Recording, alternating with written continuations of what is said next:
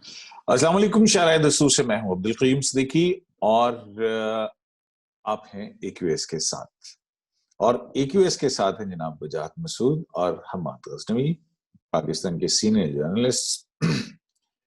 अगर दोनों मेरे सीनियर साथी जो हैं मुझे इजाजत दें तो मैं जैसा कि हमने वादा किया था कि सकूते ढाका जो है वो एक पाकिस्तान की तारीख का एक बहुत बड़ा अलमिया है, उस पर बात करेंगे। तो उस पर बात करने से पहले अगर आप दोनों मुझे इजाजत दें तो मैं एक छोटा सा पढ़ना चाहूंगा। ब्रिगेडियर सिद्दीक सालिम जो है, आपको पता है, उनकी किताब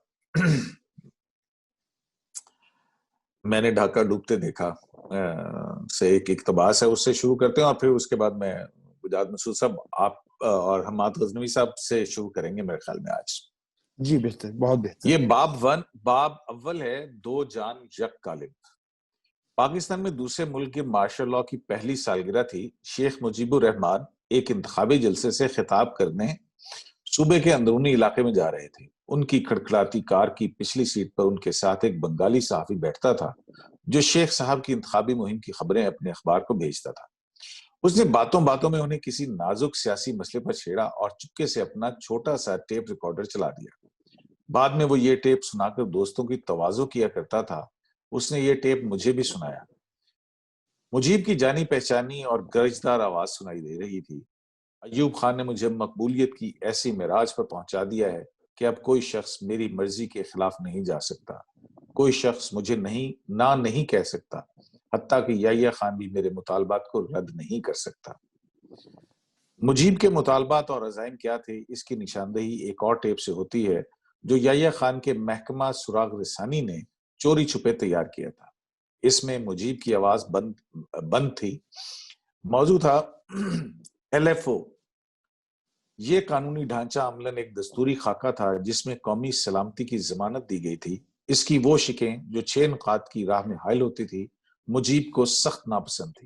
इस दस्तूरी खाके के मुतालिक मुजीब ने अनजाने में अपने करीबी हलकों में हस्बे झैल राय का इजहार किया था। मेरा मकसद बांग्लादेश का कयाम है। इंतखाबात खत्म होते ही मैं LFO को पुर्जे पुर्जे कर दूंगा। कौन है जो इंतखाबात के बाद मेरे सामने टिक सके? जज याहिया खान ने ये अल्फाज सुने तो वो आग बगोला हो गया। उसका फौरी रद्देमल ये था, अगर उसने मुझे धोखा दिया तो मैं इसको सीधा कर दूंगा। मुजीब और याहिया के ये ख्यालात बात की बातें हैं। इनका सही पस मंजर के लिए जरूरी है कि जो बात जनवरी 1970 से शुरू की जाए, जब मैं पहली बार 2 साल के लिए ढाका गया। तो ये यहां से मैंने ढाका डूबते देखा, ब्रिगेडियर सिद्दीक सालिम। तो जाहिर है कि इस किताब के अंदर बहुत सारे असबाब हैं, जिसमें ज्यादतियों का जिक्र भी है, जिसमें और भी बहुत सारी चीजें हैं। तो हम्माद साहब, आप क्या समझते हैं? क्या इसके अंदर हमारे लिए कुछ सबक है? हमने कुछ सबक सीखा है, नहीं सीखा है? हम क्या कर रहे हैं? मेरा ख्याल है बात आपकी बात की तरफ आने से पहले इसका पस मंजर एक जरूरी है। सादा तरीन सवाल कि पाकिस्तान क्यों टूटा, मशरकी पाकिस्तान क्यों हमसे अलहदा हो गया। अगर ये हम बुनियादी सवाल, इसके ऊपर 2 मिनट में बात करूं और फिर वजाहत साहब को कहेंगे। पहले हम इस बारे में मुख्तसर बात करेंगे, फिर हम बाकी इसके जो मुख्तलिफ पहलू हैं उनकी तरफ चले जाएंगे। मैं ये समझता हूं कि पाकिस्तान अपार्थाइड की वजह से टूटा था। नस्ल परस्त हुकूमत की वजह से टूटा था। यानी नस्ल परस्त, आप कह लीजिए वेस्ट पाकिस्तान, रूलिंग की हम यानी बात करेंगे। और जैसे हम कौल सुनते हैं ना कि कुफ्र की हुकूमत तो कायम रह सकती है, जुल्म की हुकूमत कायम नहीं रह सकती। ये बुनियादी वजह है जिस वजह से पाकिस्तान टूटा था। अब ये मैं कह क्या रहा हूं, मुख्तसर तशरीह कर दूं कि हम अफजल कौम थे मगरबी पाकिस्तान में रहने वाले, और बंगाल में रहने वाले छोटे छोटे लोग, रंग उनके काले, اور وہ ہم سے کم تر تھے، یہ ہم نے جانا. اور پھر ہماری تمام تر وہ 24 سال جو ہیں وہ اسی بات کی تصدیق میں صرف ہوئے. اس کی تفسیر ہے وہ کہ ہم نے ان کے ساتھ کیا رویہ اپنا کے رکھا. اب اس کے معاشی پہلو ہیں، سماجی پہلو ہیں، سیاسی پہلو ہیں، یہ ساری اب لمبی بات ہے، لیکن بہت تیزی سے گزرتے ہیں کہ آپ ان کو اس قابل نہیں سمجھتے تھے کہ وہ اپنے اوپر بھی حکومت کر سکیں. یہ سارے پاکستان کی بات تو بہت بعد میں پیدا ہوئی نا. ہم تو جگتو فرنٹ کی حکومت کی بات کر رہے ہیں کہ اس کو بھی اجازت نہیں تھی کہ وہ اپنے صوبے پہ حکمرانی کر سکے. وہاں پر کبھی ہم نے ان کو چیف سیکرٹری نہیں ان کا لگایا تھا. ان کے فیڈرل سیکرٹری بڑے ڈھونڈے سے ملتے تھے آپ کو. کوٹا سسٹم آپ نے جاری کر دیا، 48 کی بات کر رہا ہوں، اور آپ نے ان کو 55% لوگوں کو 42% کوٹا عنایت فرمایا تھا. اسی طرح آپ فیڈرل ریسورسز سے ان کو 20% دیتے تھے. یعنی یہ آغاز ہے. اب اس سے بھی پیچھے اگر میں کہوں تو وہ اپنے کلچر کے بارے، وہ ٹیگور کے کلچر کے لوگ ہیں. ان کی زبان ہم نے کہا آپ گونگے ہیں، آج سے آپ اردو بولیں گے. یہاں سے ہم شروع ہوئے تھے. اور اس کے بعد پھر آپ چاہے کرکٹ کی طرف نظر ڈالیں گے کہ وہاں پر، یا فوج کی طرف نظر ڈالیں گے، ہر طرف ہم نے انہیں کہا کہ بھئی آپ ابھی اس قابل نہیں ہیں، ابھی آپ وہ مخلوق نہیں ہیں، ہم افضل لوگ ہیں، اور ہم کھیلیں گے کرکٹ، اور ہم چلائیں گے فوج، اور ہم چلائیں گے ملک. یہ ساری کہانی ہے پھر جس کی بہت سی شاخیں ہیں اور جس کے کئی پہلو ہیں جن پر ہم بات کریں گے. لیکن میں نے آپ کو ایک خاکہ اپنی طرف سے دیا ہے کہ ہم نے اپارتھائڈ کے نظام پر یہ ملک چلانے کی کوشش کی تھی اور وہ ملک نہیں چل سکا. مختصر. وجاہت صاحب، انہوں نے تو بنیادی طور پہ بڑا ہی وہ جو نسلی امتیاز والی بات ہے اس کے اوپر حماد صاحب نے بات کی ہے. وجاہت صاحب، آپ کیسے دیکھتے ہیں کیوں ٹوٹا پاکستان، کیوں ٹوٹا؟ اس لیے کہ ہم نے پاکستان بنانے کے مقاصد کو سمجھنے میں غلطی کی. اس لیے کہ ہم نے یہ جاننے میں غلطی کی کہ واحد اسمبلی، واحد صوبہ، واحد وفاقی اکائی جہاں مسلم لیگ نے جیت کے ووٹوں کے ذریعے جو ہے وہ پاکستان کے حق میں ووٹ دیا تھا، وہ بنگال کی اسمبلی تھی. قرارداد ضرور پاس ہوئی تھی سندھ میں، ایک ووٹ کی اکثریت سے حکومت بنی تھی. پنجاب میں حکومت نہیں بنی تھی. ٹی پی کے میں جو ہے وہ کانگریس کی اور سرخ پوش تحریک کی حکومت تھی. بلوچستان میں سرے سے صوبائی حکومت تھی ہی نہیں، صوبہ تھا ہی نہیں بلوچستان کا 1970 تک. پہلی دفعہ صدیقی صاحب ہیپسبرگ امپائر کے بعد ہم ایک تجربہ کرنے جا رہے تھے کہ ایک ریاست ٹیریٹوریلی جو ہے وہ دو الگ خطوں میں واقع ہو. یہ ہیپسبرگ امپائر کے بعد سے یہ واقعہ نیشنل اسٹیٹ میں کبھی پیش نہیں آیا. کنٹیگوٹی جسے اتصال کہتے ہیں، جڑے ہوئے ہونا، وہ ایک ضروری چیز ہوتی ہے. صرف اتنی بات نہیں تھی. 1% لوگ بھی مغربی پاکستان کے بنگلہ نہیں بولتے تھے، اور یہی معاملہ اس طرف تھا. وہاں کے لوگ یہاں کی زبانیں نہیں بول سکتے تھے اور نہیں سمجھ سکتے تھے. تو یہ ایک بہت نازک کہنا چاہیے کہ بندوبست تھا، اور اسے چلانے کے لیے بہت بڑی فراست چاہیے تھی. ہمارے پاس، جیسا کہ میں نے کئی دفعہ عرض کیا ہے، ہمارے پاس جو ہے وہ جب یہ چٹھی آئی آزادی کی تو اسے وصول کرنے والا کوئی نہیں تھا. ہمارے پاس وہ سیاسی تنظیم موجود نہیں تھی. اور اگر مجھے یاد آتا ہے جو مولوی سعید صاحب آہنگ بازگشت کے نام سے اپنی خود نوشت لکھی ہے، وہ اس میں بتاتے ہیں کہ کس طرح جو فائنینس کے اور اکاؤنٹس کے 5-6 لوگ تھے، انہوں نے حکومت پہ قبضہ کر لیا تھا. اور یہ انہوں نے 46 ہی میں کر لیا تھا جب لیاقت علی خان وزیر خزانہ بنے تھے عبوری حکومت میں. اور وہ کہتے تھے کہ یہ سیاستدان اس قابل نہیں ہے. تو یہ جو اپارتھائڈ کی بات کی ہے محترم حماد نے، یہ بات درست ہے. میں صرف اس میں اتنا اضافہ کرنا چاہوں گا کہ نسل وہ کسی تاریخی پس منظر میں کسی خاص گروہ کو نہیں کہا جا رہا تھا. نسل جو ہے وہ ریاست کو، ریاست کے طاقتور اداروں کو کہا جا رہا تھا. اس لیے کہ جس طرح سے وہ 1954 کے انتخابات کی طرف اشارہ کیا نا جگتو فرنٹ کا حماد صاحب نے، تو پنجاب میں بھی انتخابات جو ہے جھرو پہلی دفعہ یہیں پہ ہوا تھا. کے پی کے میں بھی جو انتخابات ہوئے تھے، سب کو معلوم ہے کہ خان عبدالقیوم خان مرد آہن کیوں کہلاتے تھے، اور آج تک ہمارے سیاستدانوں کو مرد آہن بننے کا شوق ہے. جہاں تک فوج کا تعلق ہے میں سمجھتا ہوں کہ یہ جو کرائسس ہے یہ بنیادی طور پہ آئینی تھا، سیاسی تھا. مغربی پاکستان کے لوگوں نے قانونی بنا کے رکھا اس پاکستان کے لوگوں کو، اور صرف سیاسی فیصلہ سازی سے نہیں، انہیں معیشت میں بھی جو ہے وہ ڈسکریمنیٹ کیا ہوا تھا. فوجی جو معاملہ ہے جو شروع آپ کہہ لیجیے 25 مارچ کو آپریشن ہوا ہے، لیکن لڑائی تو 23 نومبر کو شروع ہوئی نا اس پاکستان میں. نہ آپ کے پاس جو ہے وہ سر پہ ایجل سپورٹ ہے، کل 3 ڈویژن ہے آپ کے پاس، سپلائی لائن آپ کی نہیں ہے. آپ وہاں پہ رومیل کو لے آئیں، پیٹرن کو لے آئیں، زخوف کو لے آئیں، اور اسے کہ مونٹگومری کو لے آئیں، آئزنہاور کو لے آئیں، اسے کہ جنگ جیت کے دکھا. نہیں جیت سکتے. یہ بلا وجہ کا ہم جو ہے وہ آخری حصہ پکڑ کے بیٹھ جاتے ہیں اور پھر اس کے ساتھ جوڑ دیتے ہیں کہ ہندو ساتھ لیکن وجہ صاحب یہ بھی بتائیے نا کہ وہ جو فضائی رابطہ تھا وہ کس واقعے کے بعد منقطع کیا؟ وہ فروری 71 میں جو وہ لڑکے لے کے آئے تھے ہاشم اور دوسرے دو لڑکے کشمیری، وہ گنگا نام کا طیارہ جو ہے وہ اغوا کر کے لائے تھے. It was a conspiracy basically. اس کے نتیجے میں جو 1 گھنٹے کی ہماری فلائٹ تھی مغربی پاکستان سے اس پاکستان کی، وہ 2.5 سے 3 گھنٹے پہ پھیل گئی، چونکہ ہمارے انڈیا نے اوپر سے جہازوں کا جانا بند کر دیا تو ہمیں سری لنکا کے راستے آنا پڑتا تھا. آلریڈی جہازوں کے ذریعے کوئی سپلائی لائن تو نہیں ہوتی نا. اگر جہازوں کے ذریعے سپلائی لائن ممکن ہوتی تو 1948 میں برلن میں وہ جو ایئر لفٹ تھا اس میں اتنی دقتیں پیش نہ آتی. یہ جو جنگی سپلائی ہوتی ہے یہ ہوائی جہازوں کے ذریعے نہیں ہوا کرتی. اس میں فیلڈ گنز ہوتی ہیں، اس میں نفری کی موومنٹ ہوتی ہے، اس میں 100 طرح کی چیزیں ہوتی ہیں.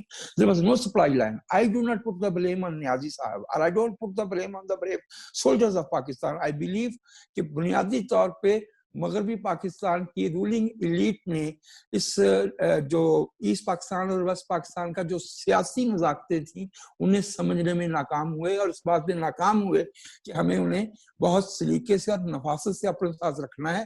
یہ اس بات کی نشاندہی، چونکہ مولانا آزاد کا تعلق کلکتہ سے تھا، وہ وہاں پہ پیدا ہوئے تھے، یہ انہوں نے 56 میں چودھری فضل اللہ اس وقت مغربی پاکستان کے اسپیکر تھے، ان سے کہا تھا کہ آپ لوگوں کو بنگالیوں کی اپنی زبان سے محبت کا اندازہ نہیں ہے. میں کلکتہ میں رہا ہوں، میں جانتا ہوں اس کو بہت سلیقے سے لے کے چلیے، لیکن سلیقے کا تو کام ہم نے نہ تب کیا نہ آج کر رہے ہیں.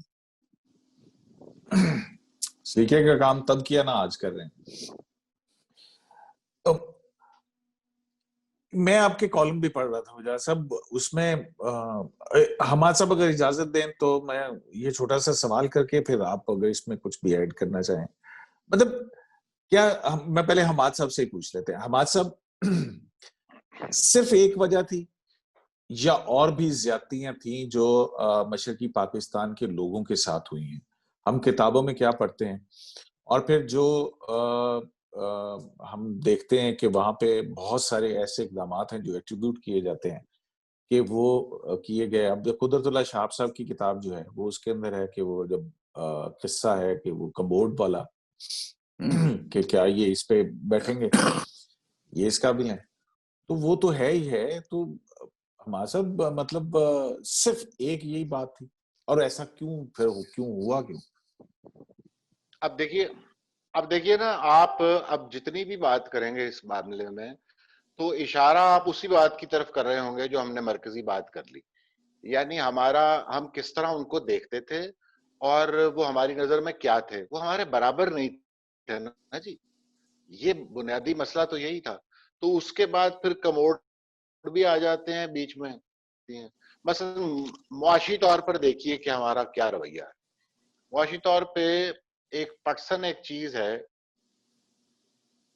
وہ فائبر، آپ جانتے ہیں کہ اس کا جو بنتا ہے اس سے چیز آگے ٹیکسٹائل ملز جو تھیں وہ وہاں پر مشرقی پاکستان میں کتنی تھیں.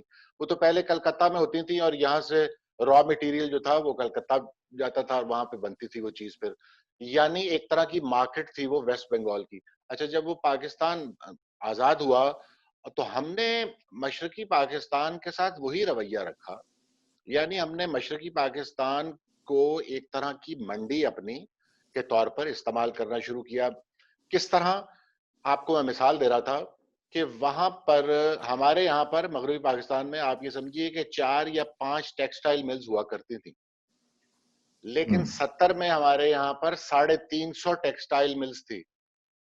وہاں سے سامان آتا تھا اور یہاں سے پھر وہ دنیا بھر میں چلا جاتا تھا اور واپس بھی جاتا تھا.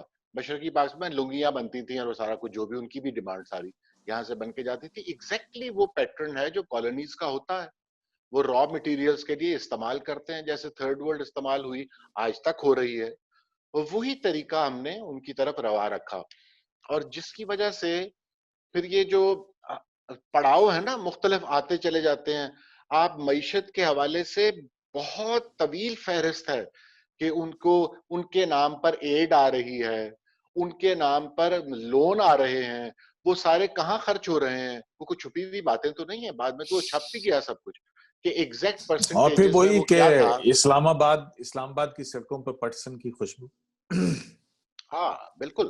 پھر یہ ہوا, پھر وہ آہستہ آہستہ بات پھیلتی گئی. اور اچھا اس کے باوجود یہ معاشی فرنٹ پر جو بھی کچھ ہو رہا تھا, اس کے باوجود اگر آپ دیکھیں تو مجھے مشرقی پاکستان میں علیحدگی جسے باقاعدہ کہتے ہیں نا کہ آپ اس ملک سے علیحدہ ہونا چاہتے ہیں, اس کے بہت سے پڑاؤ آتے ہیں اور ایک کے بعد ایک کچوکا آپ انہیں لگاتے چلے جاتے ہیں حتیٰ کہ الیکشن, یعنی آپ ایک طویل سفر کر کے الیکشنز پر آتے ہیں اور الیکشن کے بعد آپ اقتدار منتقل کرنے سے ہی آپ کہتے ہیں کہ ہم نہیں کریں گے, ہم ان لوگوں کو کیوں اقتدار دیں.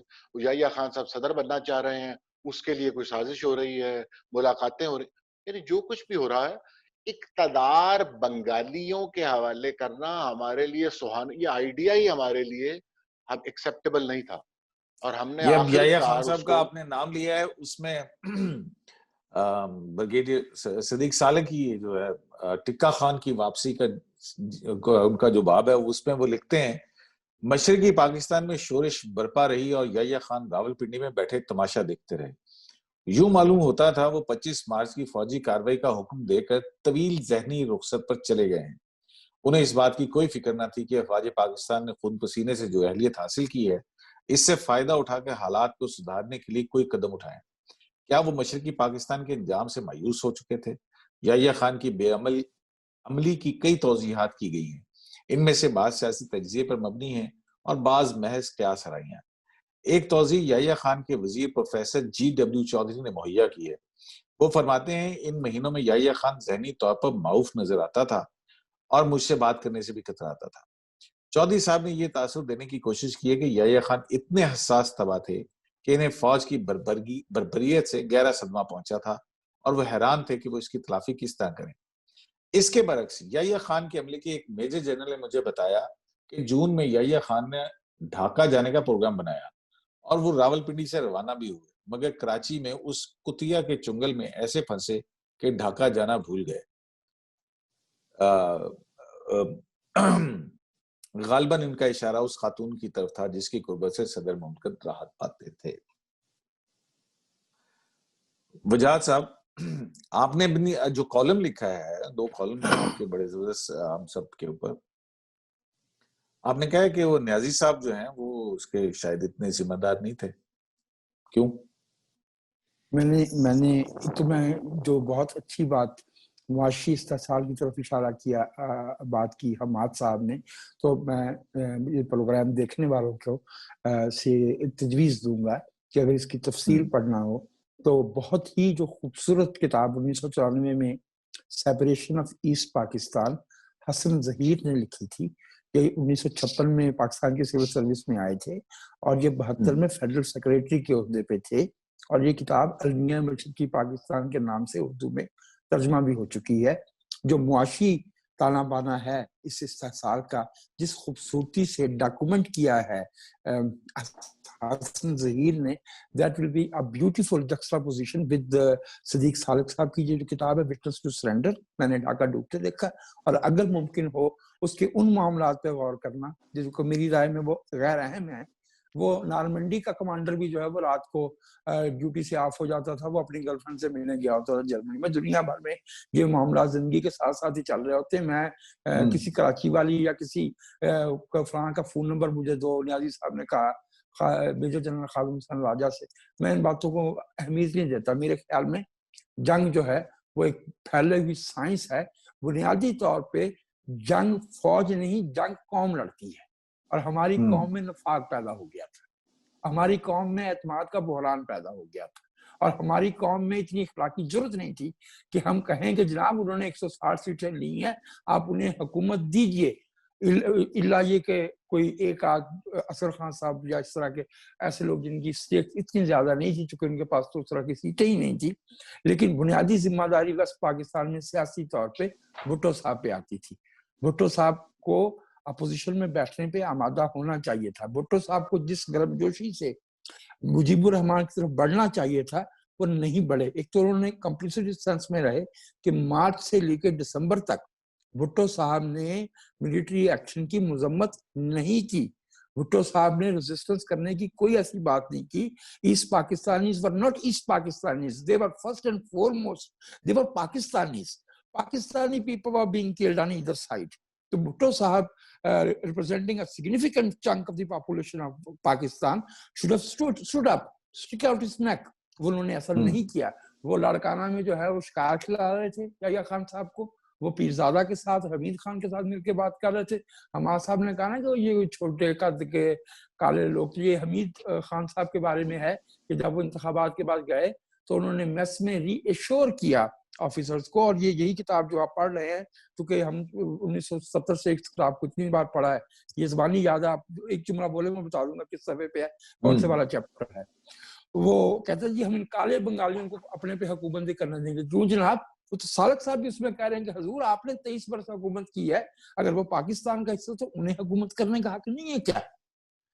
میں یہ سمجھتا ہوں کہ یہ جو ہم نے اس ملک میں رکھے ہوئے ہیں نا لی ویز، کہ ہم جو ہے وہ معاملے کو کدھر سے کدھر پھینک دیتے ہیں۔ راؤ عبدالرشید صاحب آئی جی تھے پنجاب کے 74 میں، لیکن اس وقت وہ سی آئی ڈی کے انچارج تھے پشاور میں، جو NWFP کہلاتا تھا، اور وہاں پہ یحییٰ خان صاحب کا گھر بن رہا تھا۔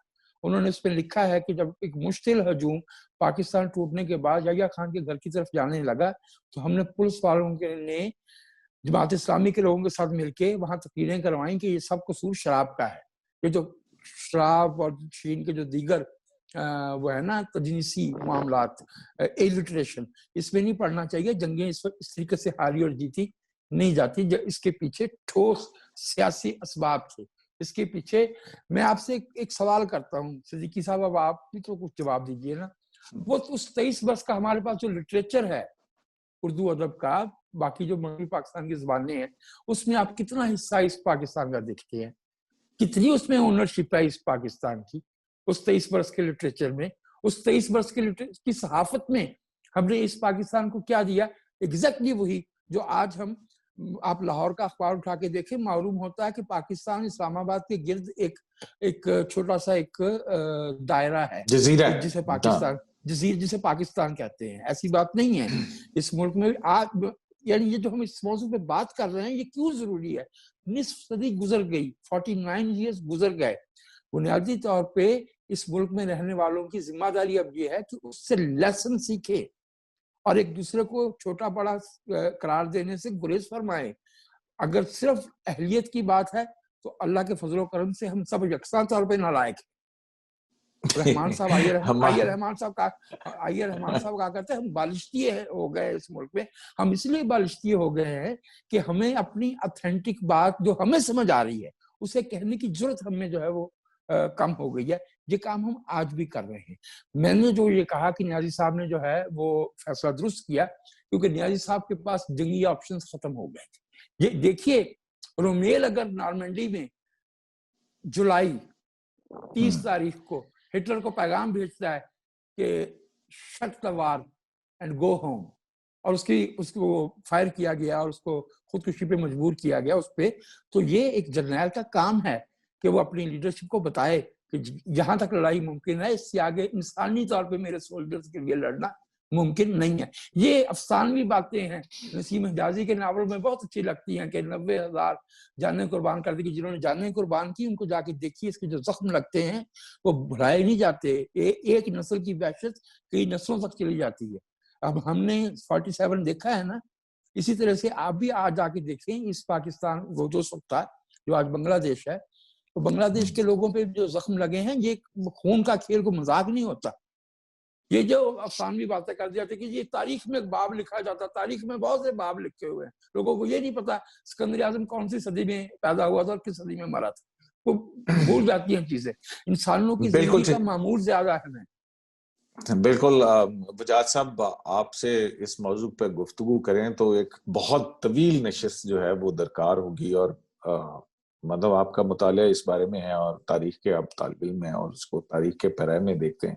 بالکل یہ بات جو ہے یہ بڑی افسوسناک ہے کہ پہلی بات تو یہ کہ اپنے ہی لوگوں کے اوپر چڑھائی، پھر جو وہاں پہ تبدیلی ہوتی ہے، ٹکا خان صاحب کی واپسی، اور پھر اس کے بعد ایک جو ہے نئے ان کو بھیجا جانا، وہ پھر گورنر ہاؤس کا کھلنا، وہ سب لیٹ ہو گئے اقدامات اس وقت.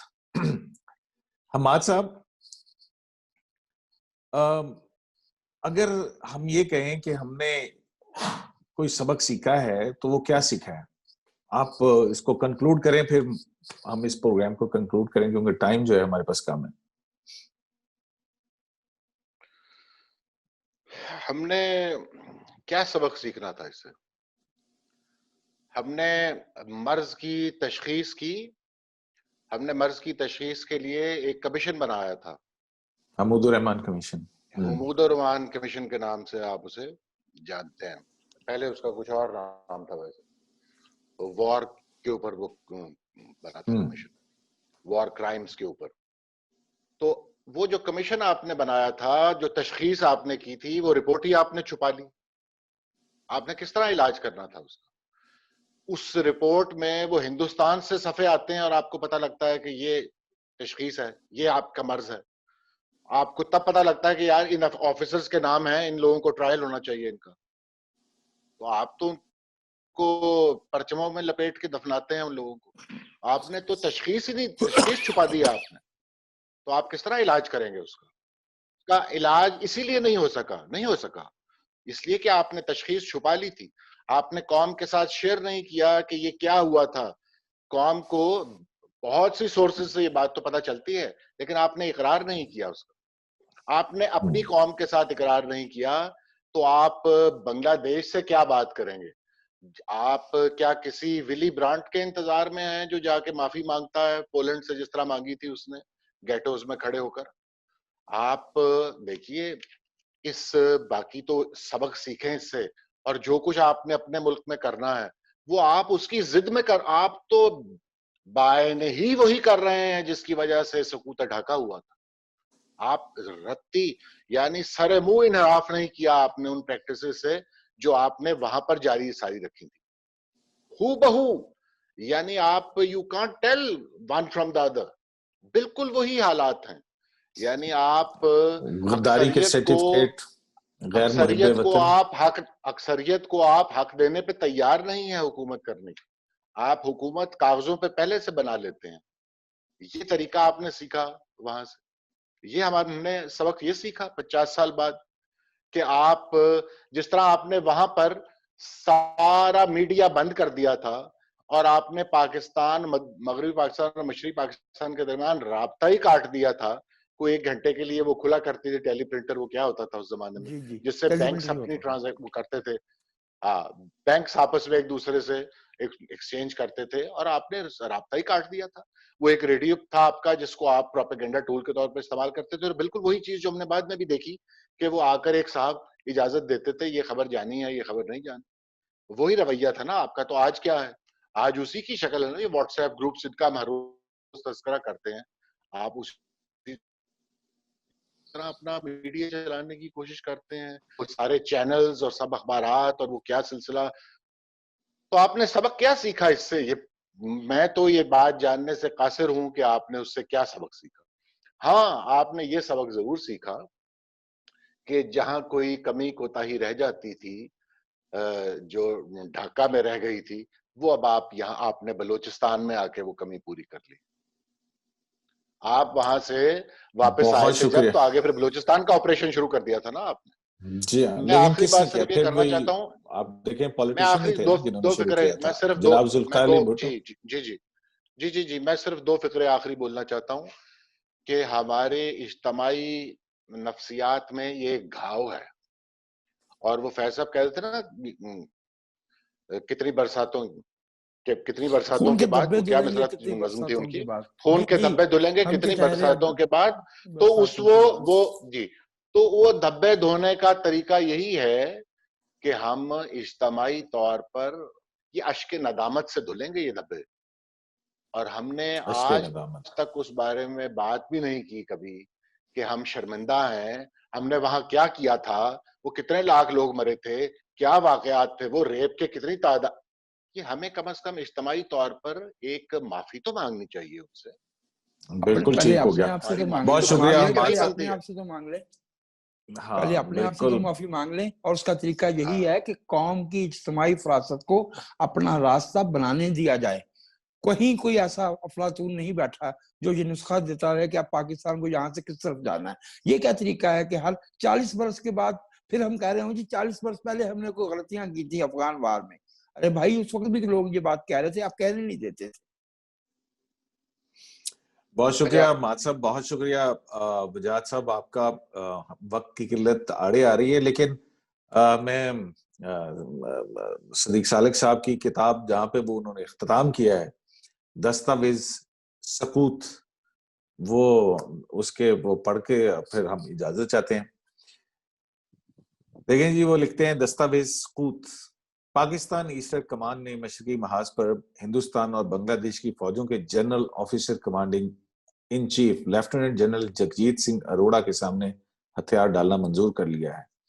اس سپر اندازی کا اطلاق بنگلہ دیش میں موجود پاکستان کی تمام مسلح افواج پر ہوگا، جن میں پاکستان کی بری، فضائی اور بحری افواج، نیم عسکری تنظیمات اور سول آرمڈ فورسز شامل ہیں. افواج کی جو نفری جس مقام پر موجود ہے، اسی مقام پر لیفٹیننٹ جنرل جگجیت سنگھ اروڑا کی زیر کمان باقاعدہ انڈین آرمی کے قریب 3 دستوں کے سامنے ہتھیار ڈالے گی. اس دستاویز پر دستخط ثبت ہونے کے فوراً بعد پاکستان کی ایسٹرن کمان لیفٹیننٹ جنرل جگجیت سنگھ اروڑا کے احکام کے تحت آ جائے گی. دستاویز سقوط کی دفعات کے معنی یا توجیہات میں کوئی شبہ پیدا ہونے کی صورت میں لیفٹیننٹ جنرل جگجیت سنگھ اروڑا کا فیصلہ آخری ہوگا. لیفٹیننٹ جنرل جگجیت سنگھ اروڑا یہ ضمانت دیتے ہیں کہ جو سپاہی ہتھیار ڈالیں گے ان سے عزت و احترام کا وہی سلوک کیا جائے گا جس کے وہ جنیوا کنونشن کی دفعات کی روح سے مستحق ہیں. نیز پاکستان کی جو فوجی اور نیم فوجی نفری ہتھیار ڈالے گی ان کی سلامتی اور بہبود کی ضمانت بھی دی جاتی ہے. لیفٹیننٹ جنرل جگجیت سنگھ اروڑا کی ماتحت فوج غیر ملکی باشندوں، نسلی اقلیتوں اور مغربی پاکستان کے باشندوں کی حفاظت کریں گی. دستخط Amir Abdullah Khan Niazi, lieutenant general martial law administrator zone B اور کمانڈر ایسٹرن کمانڈ پاکستان، 16 دسمبر 1971. دستخط Jagjit Singh Arora, lieutenant general officer commanding in chief افواج ہندوستان و بنگلہ دیش مشرقی محاذ میں، 16 دسمبر 1971. بریگیڈیئر صدیق سالک نے اپنی کتاب کا اختتام بھی اس پر کیا، اور اسی نقطے کے اوپر ہم بھی اپنا پروگرام جو ہے اس کے اوپر اس کا اختتام کرتے ہیں. آپ دونوں مہمانوں کا بہت بہت شکریہ. کاش کہ ہم اپنی غلطیوں سے سیکھ سکیں اور ہم اپنی غلطیوں کو سدھار کے ایک باشعور اور مستحکم پاکستان کی طرف اللہ نگہدار. بڑھ سکیں.